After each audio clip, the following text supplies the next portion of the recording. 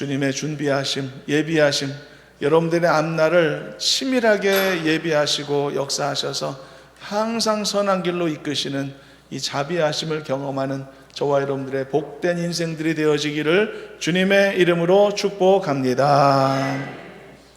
절 따라 하겠습니다. 나는 주 안에서 항상 행복합니다. 나는 주 안에서 반드시 승리합니다.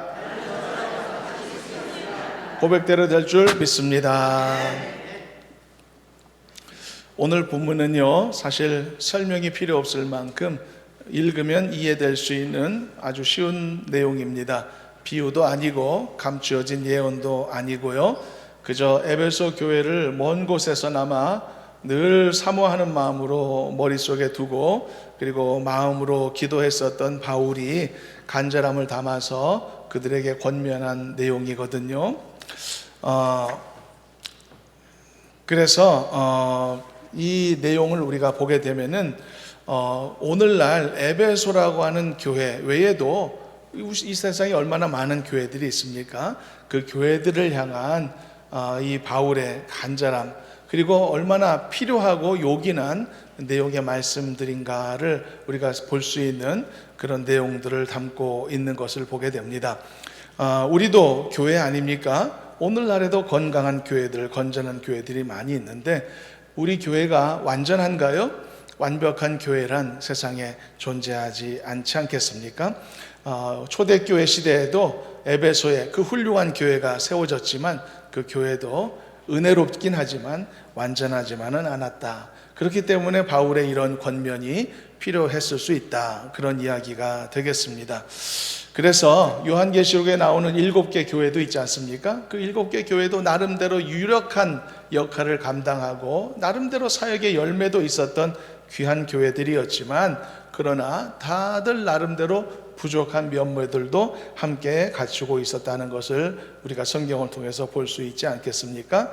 빌라델비아 교회 한 교회만 빼고는 다 부족한 면들을 함께 지니고 있었다. 그러면 그 나머지 6교회들이 거짓된 교회냐? 결코 그렇지 않았었거든요.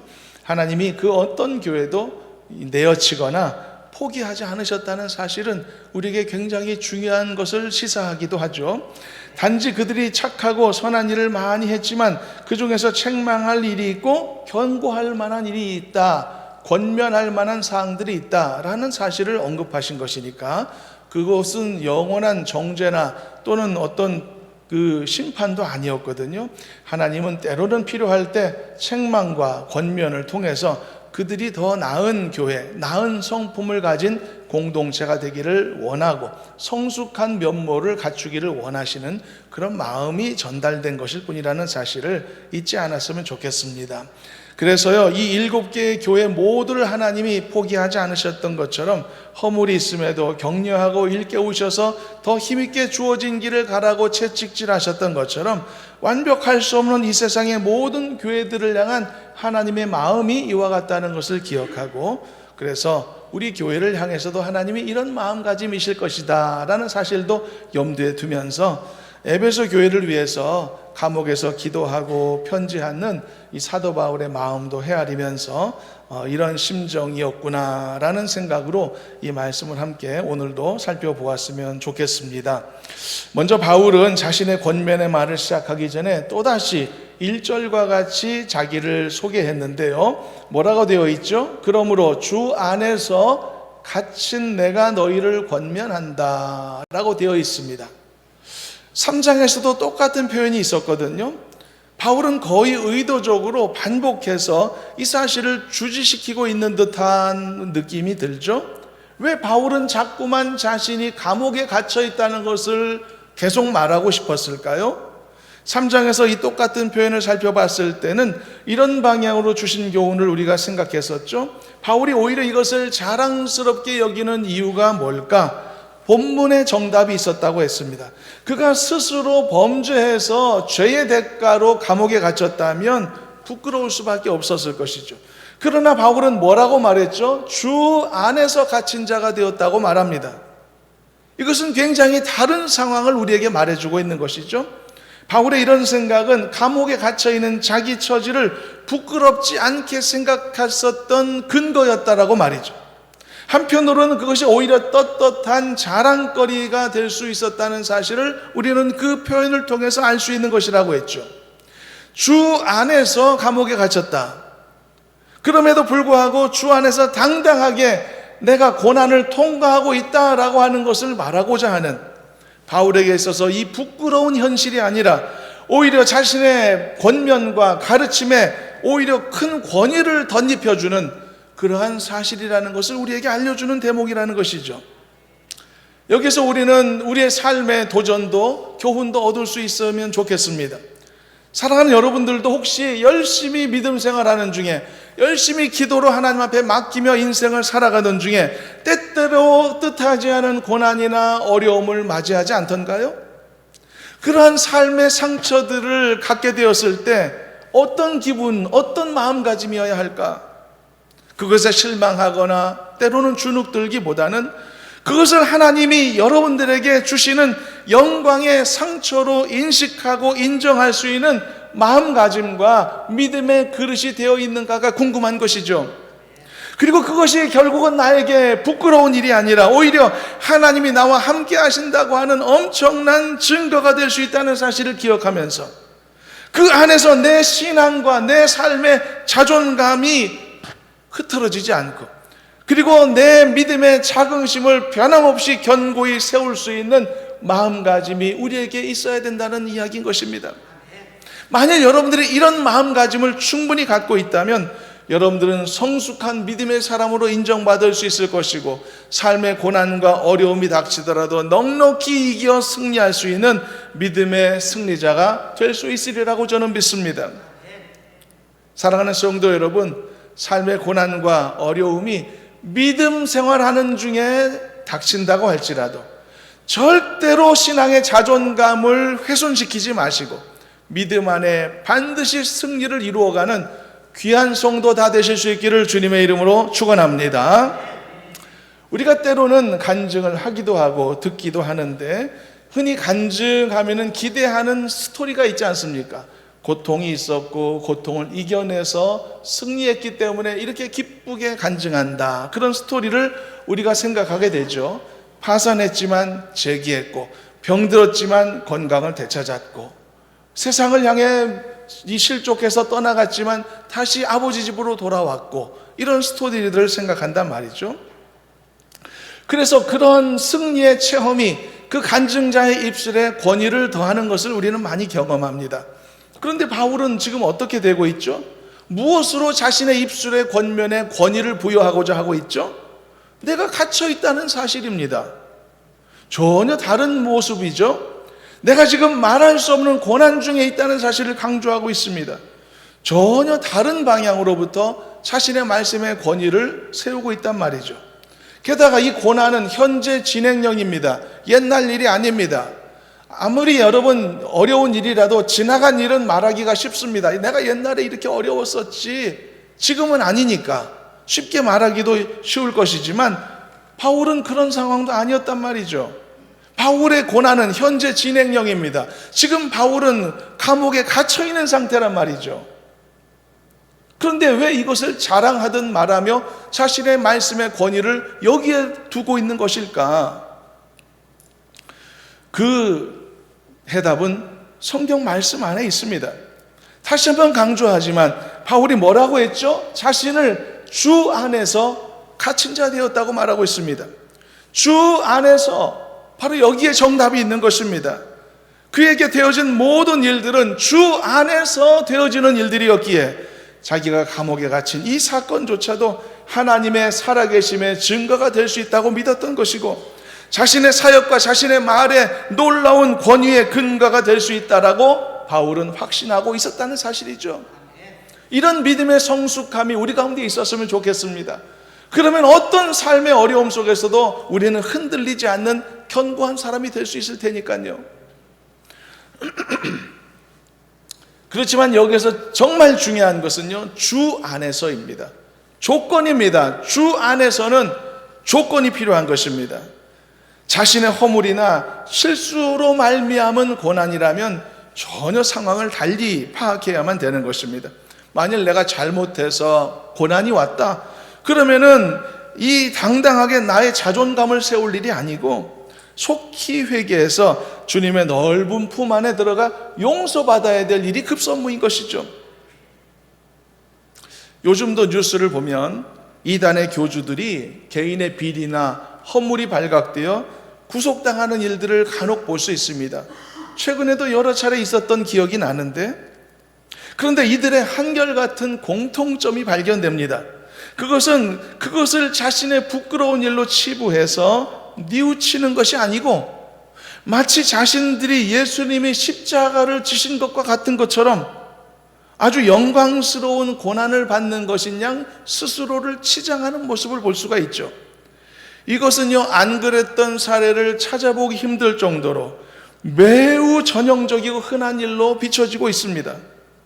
과연 그들의 그런 정신 승리를 하나님이 인정해 주실까요?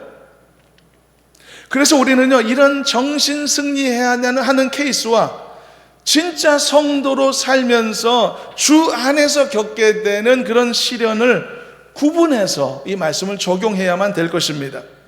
그래서 우리는 이 사실을 전제로 해서 여러분들에게 질문을 드리고 있는 것입니다.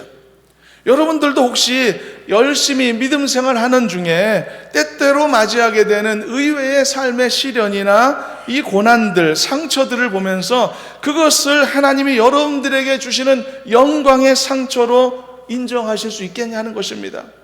그리고 주 안에서 겪게 되는 시련들을 부끄러운 것으로서가 아니라 오히려 하나님이 나와 함께 하신다라고 하는 엄청난 증거로 여길 수 있겠냐는 것이죠.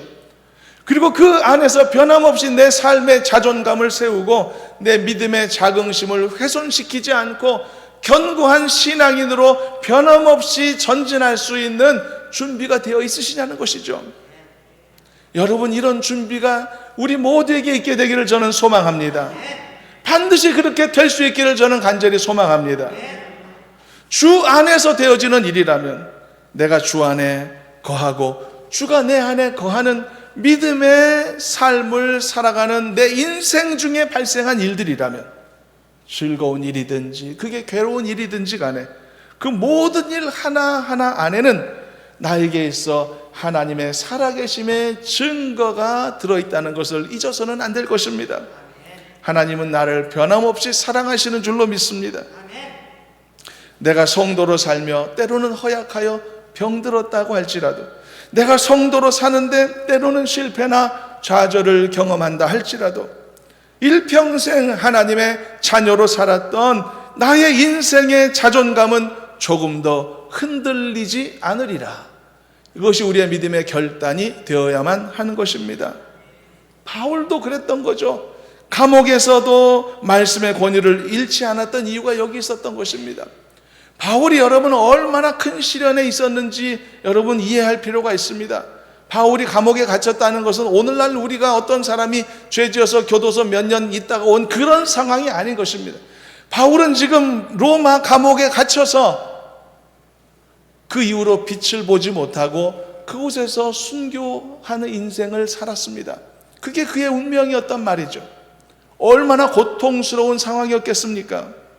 그런데도 바울은 절대로 믿음의 자긍심을 잃어버리지 않고, 내가 주 안에서 갇혔다라고 하는 사실을 부끄럽게 여기지 않고 오히려 자랑 삼아 언급하며, 그래서 내 말씀의 입에 권위가 여기로부터다라고 말할 수 있었던 이 건강한 믿음의 태도가 있었다는 사실, 그것이 우리에게는 큰 도전이 되었다라고 하는 말씀을 하고 있는 것입니다.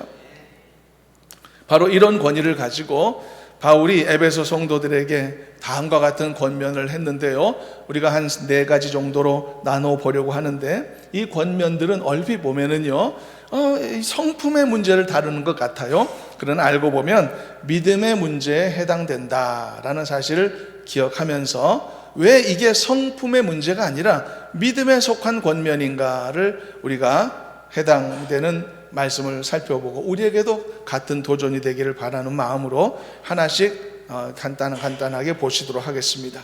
자, 바울이 이런 간절함과 이 권세를 가지고 감옥 속에서 에베소 성도들에게 편지로 권면한 몇 가지 내용, 첫 번째는 뭐냐면요, 겸손하라 라는 권면이었습니다. 사람들은 보통 겸손하기를 싫어합니다. 여기에는 오해도 있고 상처도 있기 때문인데요, 오해라고 하는 것은 이런 겁니다. 이 사람이라고 하는 것은 단지, 겸손이라고 하는 것은 자기의 무가치함을 인정하는 행위처럼 사람들이 받아들입니다. 그래서 여기에 오해가 생겨납니다. 저는 어떤 성품인지 여러분들 아마 어느 정도는 아셨으리라고 생각합니다. 그래도 함께 했던 기간이 있으니까. 저는 겸손하기를 좋아하는 사람이라고 생각하는데 그럴지 모르겠습니다만, 그런데 그렇게 겸손하고 싶어 하는 사람도 있단 말이죠, 개 중에. 그런데 사람들이 그걸 순수한 마음을 받아들이지 못하는 경우도 많단 말입니다. 거기에 상처가 생기게 되고 오해도 발생하게 된단 말입니다. 그래서 그러한 성품대로 살아가는 것에 어려움이 생기는 일들이 많이 있다라고 하는 것이죠. 겸손은 단지 나의 무지함과 부족함을 드러내는 결과론적 행위가 아니라는 것을 여러분, 우리는 잊지 않아야 될 필요가 있습니다. 겸손은 하나님이 어디에서든지 일하시고 어느 누구를 통해서도 역사하실 수 있다는 것을 인정하는 매우 수준 높은 믿음의 행위라는 것을 여러분 기억했으면 좋겠습니다. 여러분들이 겸손하기로 결정한다는 것은 여러분들이 그저 낮아지고 부족함을 시인한다라고 하는 의미가 아니라 하나님이 누구와도 역사하실 수 있고 어떤 상황 속에서도 일하실 수 있다라고 하는 것을 인정하는 높은 수준의 믿음이라는 것 잊지 말으셨으면 좋겠습니다. 그래서 이것은 성품의 문제가 아니라 믿음의 문제인 것입니다. 믿음의 도전인 것이죠.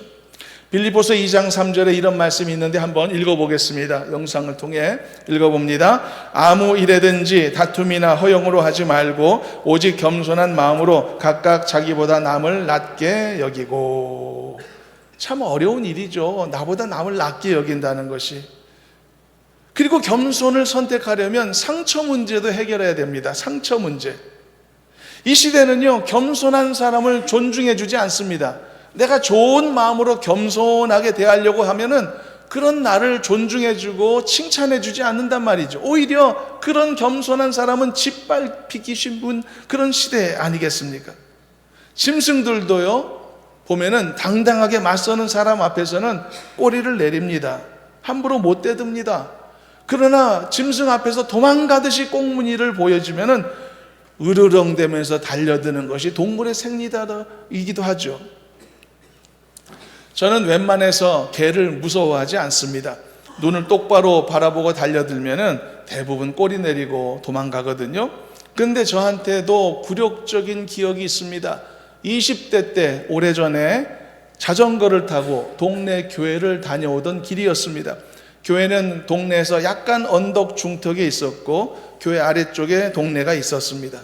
그래서 교회를 가려면 길게 이어지는 오르막을 올라야 했습니다. 당시에 주변이 개발이 되어 있지 않아서 양쪽에 밭이 있었고 농가도 있었고 큰 개들이 있었는데, 그런데 자전거를 타고 교회 쪽에 올라갈 때 계속 옆에 개들이 길가에서 무섭게 짖고 있길래 저는 평소처럼 눈길도 안 주고 무시하고 지나갔죠. 그리고 교회에서 이를 보고 나중에 약간 어둑어둑해질 때 자전거를 타고 내려올 때는 기분 좋게 내리막길을 속도감 있게 내려오고 있었습니다. 그리고 그 또 개들을 지나갔는데 이번에는 제가 자전거를 타고 내리막길을 속도를 내며 내려오고 있는데 아까 올라갈 때는 꼼짝 못하던 개들이 자전거를 타고 내려오는 저를 무섭게 쫓아오는 겁니다. 바로 뒤에까지. 제가 무서워서 도망치는 줄로 착각했던 것 같아요. 본의 아니게 제가 저의 꽁무니를 보이고 말았습니다. 평소 같으면 상대도 안 될 놈들이었는데, 그런데 그때는 제가 자전거를 멈출 수가 없었습니다. 왜냐하면 속도를 줄이다가 따라잡혀서 제 이 정강이를 물릴 것 같은 그런 생각이 들었습니다. 그래서 저는 그때 굴욕을 무릅쓰고 자전거에 날 살려라 하고 그냥 도망치고 말았습니다. 지금도 제 마음에 상처로 남습니다. 분한 생각이 들어갑니다. 이 개 따위한테 내가 도망치다니, 그런 생각이 지금도 들거든요. 여러분, 개도 말입니다. 겸손한 사람을 보면 존중해 주는 게 아니라 자기 아래로 본단 말이죠. 달려들고 막 물려고 한단 말입니다. 그게 세상 논리와 같다는 것이죠. 짐승도 세상도 좋은 마음으로 겸손한 태도를 보여주면 참 소중하다, 귀하게 받지 않고, 그 겸손함을 상대방의 좋은 인격으로 인정해 주는 것이 아니라 오히려 짓밟으려고 한단 말이죠. 무시당하고 말이죠. 그게 겸손하게 살아가고자 하는 사람에게 상처로 다가오더라는 것이죠. 그래서 겸손하기가 더 힘든 세상이라는 뜻입니다. 그러면 어떻게 해야 되죠? 세상이 이렇기 때문에 겸손하면 안 될까요? 절대로 남한테 꽁무니를 보여주면 안 될까요? 근데 문제는 괴리가 생기는 겁니다. 세상은 이런데 말씀은 겸손하라고 가르치고 있단 말이죠. 이 충돌을 어떻게 해결해야 되겠죠? 근데 여러분, 이 말씀을 우리는 실천해야 되는데, 실천할 때 한 가지 알 필요가 있는 것이 있습니다. 그것은요, 하나님은 하나님과 사람 앞에서 겸손한 태도로 섬길 것을 결심하는 사람에게 한 가지 큰 약속을 주셨다는 사실입니다. 그것은 나의 낮아짐과 겸손함은 영원히 지속되는 것이 아니라 좋은 때가 되었을 때 주님이 나를 높여주신다는 약속이 바로 그것입니다.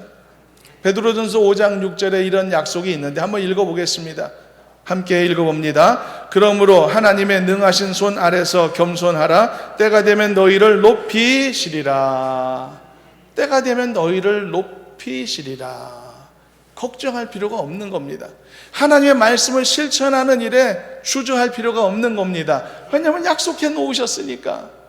나한테 손해될 게 하나도 없겠구나. 이 약속의 말씀을 신뢰하는 우리 모두가 되셨으면 좋겠습니다. 서로를 위해 겸손한 태도를 갖는 것은요, 믿음의 공동체인 교회 안에서도 엄청나게 유익한 일이고, 또 개인적으로 하나님의 약속이 보장된 일이라는 것도 잊지 않았으면 좋겠습니다. 가정 안에서도요, 겸손한 한 사람의 역할이 얼마나 큰 역할을 하는지, 가정 안에서도 나 한 사람이 겸손하게 섬기는 태도를 갖게 되면 가정이 어려움을 겪더라도 그 가정이 유지되고, 그리고 그 어려움을 통과해내고 이겨내는 놀라운 일들을 이루어낼 수 있다는 사실이죠. 그러므로 겸손한 태도로 하나님의 말씀을 지키고, 또 때가 되면 나를 높이시고 때가 되면 모든 것을 회복시켜 주실 것이라는 하나님의 약속을 믿고 기다리면서 오늘을 말씀을 성취하고 그리고 실천하는 데 최선을 다하며 살아가는 우리 모두가 되었으면 참 좋겠습니다. 그리고 두 번째로 바울이 감옥에서 에베소 교회인들을 생각하며 했던 또 하나의 권면은 온유하라 라는 권면이었습니다. 온유한 사람은 땅을 차지한다는 것이 팔복의 교훈 중에 하나이기도 하죠. 여러분, 온유한 것이 왜 우리에게 유익할까? 온유한 것이 왜 하나님의 계명으로서 우리에게 전달되고 있을까? 여러분, 우리가 온유함에 대하여 설명할 때 자주 인용되는 사람은 모세라는 인물입니다. 모세가 젊었을 때는요, 살인을 저지를 만큼 혈기 충만한 사람이었습니다. 그 혈기가 의로운 혈기든지 또는 필요한 상황에서 어쩔 수 없이 민족애를 불사르기 위해 했던 혈기든지 관계가 없습니다. 사람을 죽인 건 죽인 거니까. 모세가 살인했지 않았습니까? 그렇지만 모세가 광야 40년 시간을 거치며 그 모든 혈기가 그 성품 속에서 하나하나 다 사라지고 소멸되는 기간을 겪게 되죠. 그리고서 결국은 온유한 사람으로 하나님 앞에 인정받게 되지 않습니까? 그 순간 모세는 비로소 이스라엘이라고 하는 민족을 이끌 지도자로 하나님께 인정받게 되지 않습니까?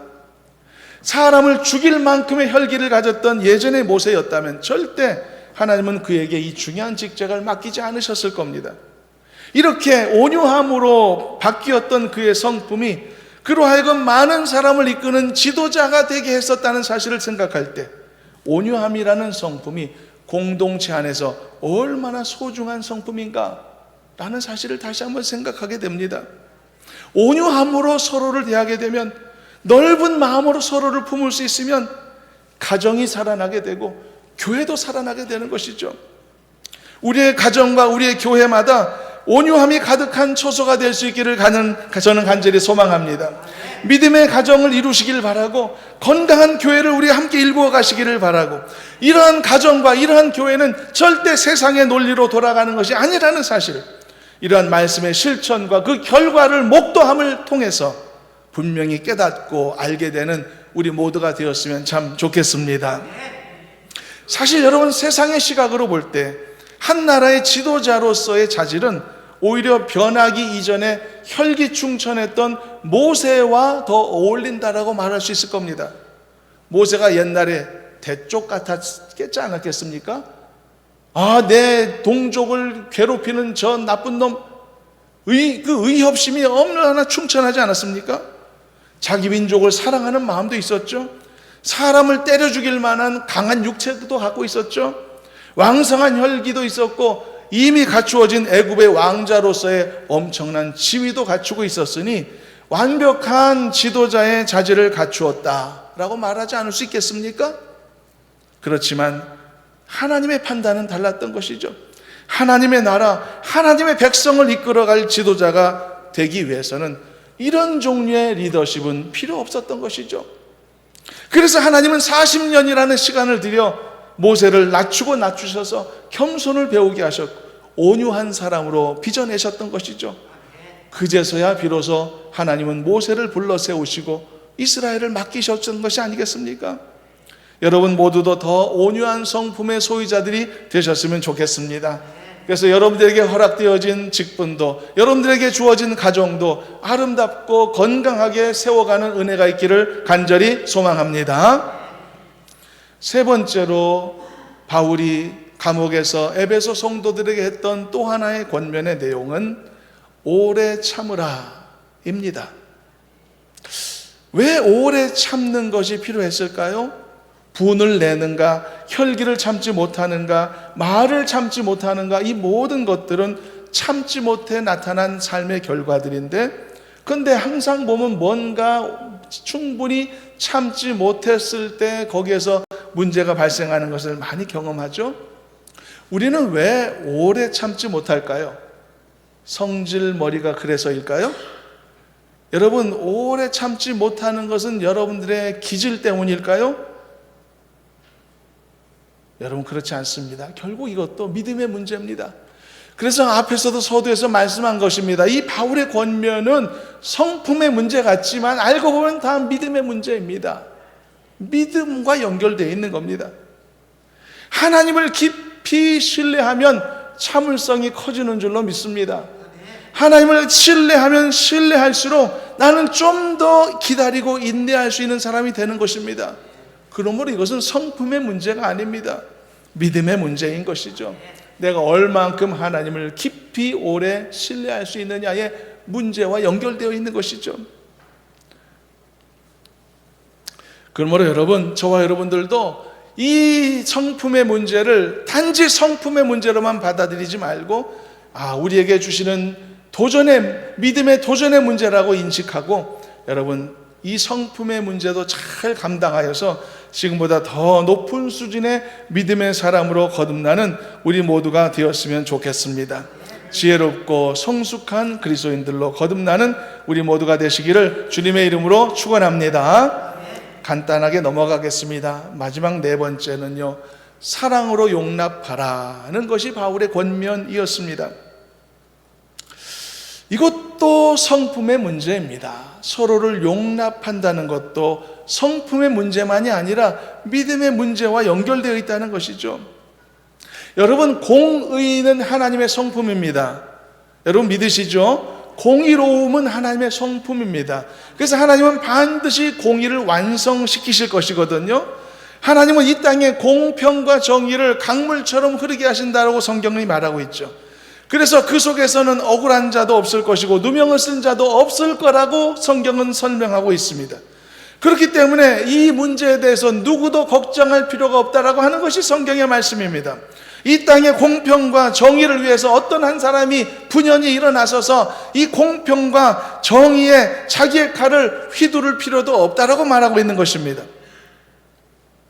그렇게 칼을 휘두르는 것 자체가, 모든 일을 내가 바로잡겠다라고 하는 그 자체가 또 하나의 불공평과 또 하나의 정의의 파괴 행위를 가져올 가능성이 크다는 사실이죠. 요즘 전쟁이 많이 일어나고 있습니다. 사람들마다 생각이 다를 수는 있겠습니다. 그러나 여러분, 전쟁이 발생하고 많은 사람들이 목숨을 잃는 이것을 하나님이 기뻐하실 일은 없는 것이라고 우리는 봐야 되지 않을까요? 궁극적으로 이 세상은 만유의 하나님이시기 때문에 어떤 일들을 통해서도 하나님은 하나님의 역사를, 그리고 하나님의 공의를 이루신다는 것에는 우리는 의심할 수가 없을 겁니다. 하나님은 하나님의 뜻을 이루어 가시는 겁니다. 저는 그것을 완벽하게 신뢰하고 성도들도 신뢰해야 된다고 저는 믿습니다. 그러나 그 과정 속에서 일어나는 그런 모든 상황들을 바라볼 때 과연 모든 것이 정의로울까요? 그렇지는 않다는 것이죠. 그것이 연약하고 유약한 우리 인생의 모습이라는 것이죠. 어떤 나라가 다른 나라를 마치 심판하는 차원에서 공격을 하고 그리고 파괴를 시킨다는 것에 대해서 과연 하나님이 그래, 너 참 공의롭다라고 그렇게 완벽하게 인정해 주실 수 있을까?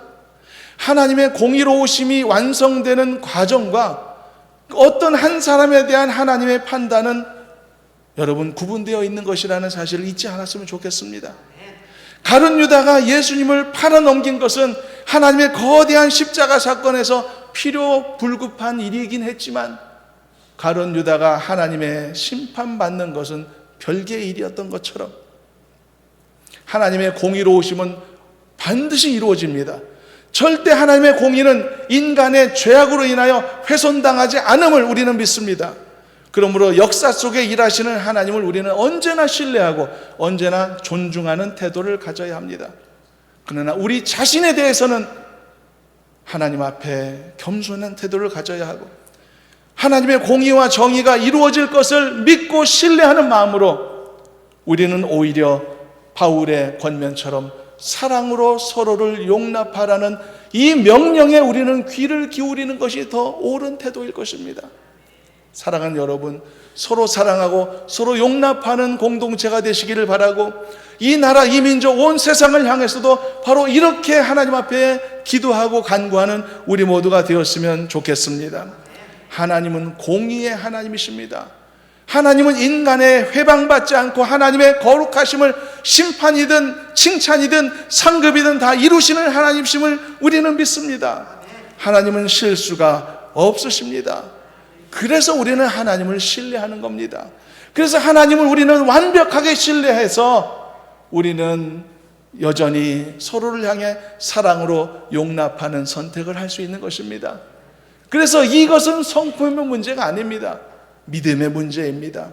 내가 얼만큼 하나님을 깊이 신뢰하고 살아가느냐에 대한 내 믿음의 결실이 서로를 위해 용납하고 사랑하는 내 태도에 달려있다라고 하는 것이죠.